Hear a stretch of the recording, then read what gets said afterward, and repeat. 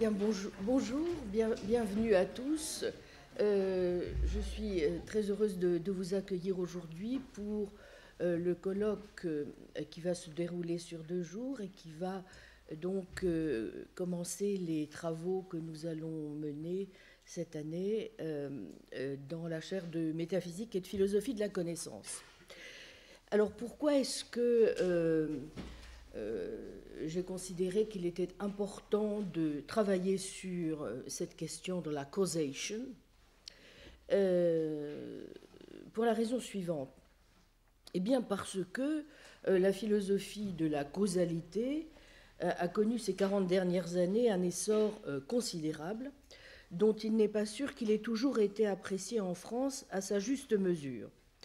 En effet, on a beaucoup de mal à se défaire souvent de l'idée que la philosophie de la causalité consisterait pour l'essentiel à rappeler la critique jungienne de l'idée de connexion causale, à juger cette critique définitive, mais relativement superficielle, à réexposer la position criticiste de Kant dans laquelle le mouvement inauguré par Hume serait à la fois pleinement développé et rendu philosophiquement profond, à soutenir que la science du XXe siècle aurait établi le caractère intrinsèquement indéterminé de la nature ultime de la réalité, à affirmer enfin qu'il existe entre cette leçon supposée de la science du siècle écoulé et une position comme celle de Kant, qu'on n'imagine pas vraiment remettre en cause, une relation telle que celle-ci est validée plutôt que mise en difficulté par celle-là. L'essor des travaux sur la causalité depuis le début des années 70 s'est en grande partie inscrit dans le grand mouvement de renouveau de la métaphysique entamé depuis cette période, qui est allé de pair avec l'essor de la métaphysique des lois de la nature, de la modalité, de la probabilité ou des propriétés. Une des caractéristiques remarquables de la période philosophique actuelle, que ce colloque voudrait précisément faire apparaître, est que les derniers développements les plus prometteurs en ces différents domaines, et en philosophie donc de la causalité en particulier, ont pour principe leur entrecroisement serré, succédant à l'aspect parfois hyper spécialisé des recherches de la période antérieure.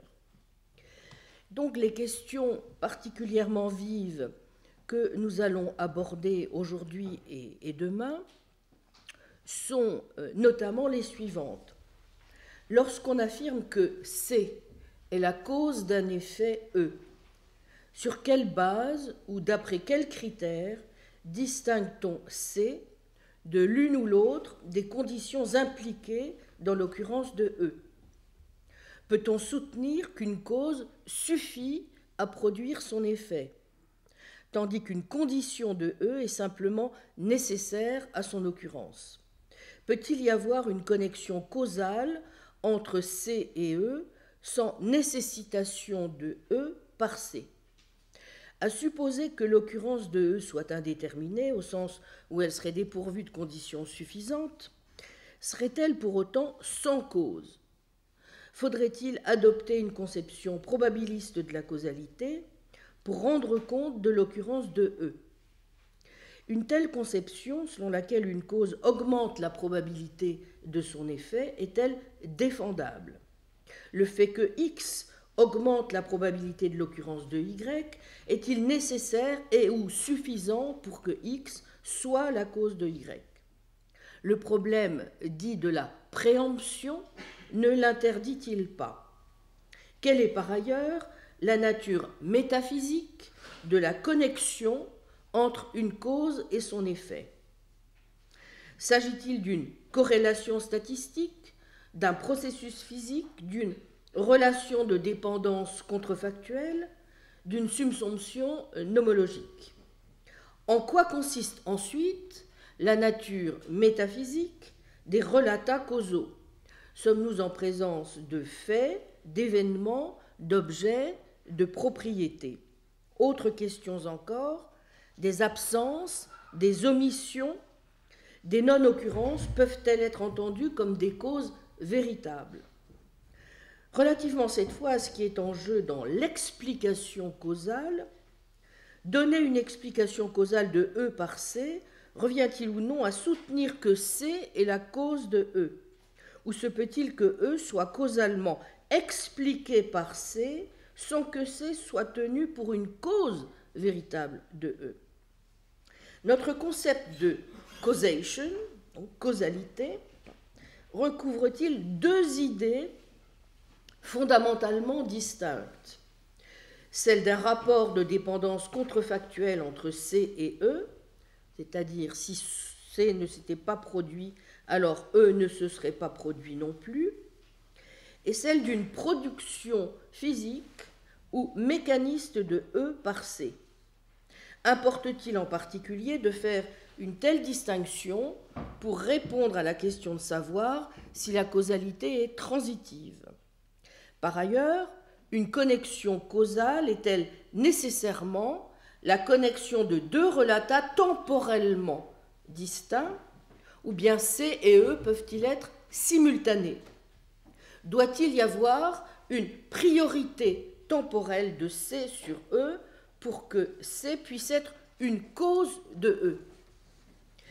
Eh bien, il me semble que l'idée de causalité soit ou non, comme a pu l'écrire Bertrand Russell, vous vous en souvenez, la relique d'un âge révolu qui ne survit comme la monarchie britannique que parce que l'on suppose à tort qu'elle ne fait de mal à personne, ces deux journées voudraient faire apparaître qu'il faut d'abord être en mesure de trancher le genre de questions que l'on vient d'évoquer pour qu'un tel verdict puisse être prononcé et que le cœur du travail philosophique réside précisément sur cette question dans le traitement aigu des quelques questions que je viens très rapidement d'évoquer.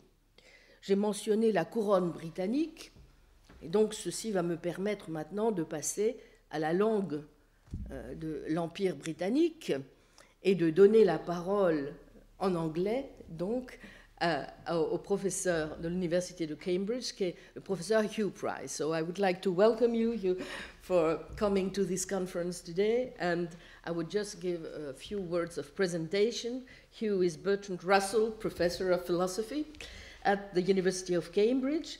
One part of his very important work is devoted to the defense of a kind of expressivist pragmatism, and another one to philosophy of physics, and more particularly philosophy of time and causation.